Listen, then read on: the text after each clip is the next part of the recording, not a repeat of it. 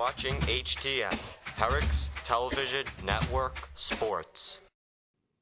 Hello, Herricks. It's finally Friday, and it's time for this week's Herricks Highlander Sports Update. I'm Alex Broski, and to start off this morning's highlights, it's JV football. It was a rainy day on Saturday when the Herricks boys went to Sewanaka. They scored 44 points, courtesy of Yanni Dulis, Stevie Alessino, Gavin Duggar, and some others. On the other side, the defense was outstanding, led by Charles Erdy, James Maggio, and Kostas Dafnos, holding Sewanaka to only 8 points on the day. That raised their record to 2-4, and they'll play at MacArthur tomorrow morning.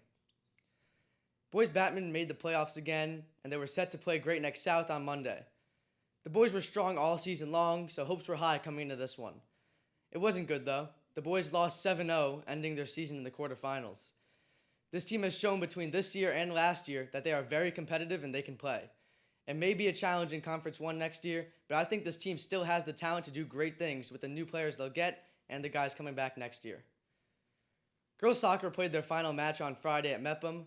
Emma Sue, Ava Lorenzana, and Ella Ledwith all scored, and they ended the regular season on a high note, beating them 3-1, and giving the girls their second win.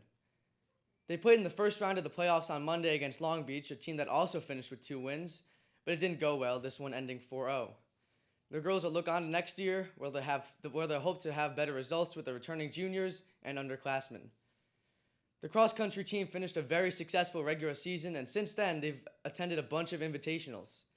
The athletes continue to show growth and success, and many of them earned individual accolades. Alex Keynes was crowned the fastest sophomore in Nassau County.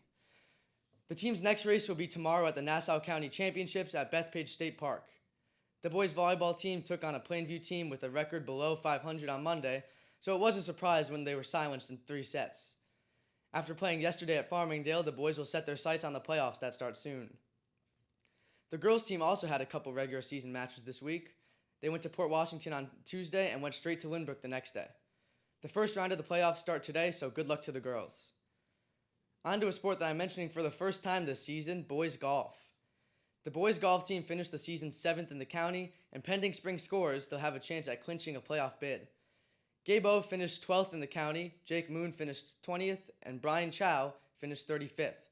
Both Gabe and Jake received an all-county honorable mention, and all 3 of them qualified for the county tournament in May. And now, what everyone's been waiting for, last but not least, it's time for Herricks Highlander football. The Highlanders went to Sewanaka to play the Indians on Saturday. Ethan Tran ran for 3 touchdowns and threw 2 others to Aziz Cameron to take the 35-14 win. Now, tomorrow is a very important game for the Highlanders. They'll take on MacArthur down the hill in a game that will decide their fate. It will be a tough game, and if the Highlanders win tomorrow, they'll make the playoffs for the first time in around 30 years. It is a huge game, and I hope to see a huge crowd when I go tomorrow. Kickoff is at 2 p.m. Be there. That's all for this week's sports highlights. I'm Alex Broski from inside of the TV studio, and I'll be back next week to do it again. Good luck to the football team tomorrow in their big game, and all teams and athletes that have games and practices in the next week. I hope to see you in the stands chanting, "Let's go Highlanders!" Thank you for watching HTN Sports.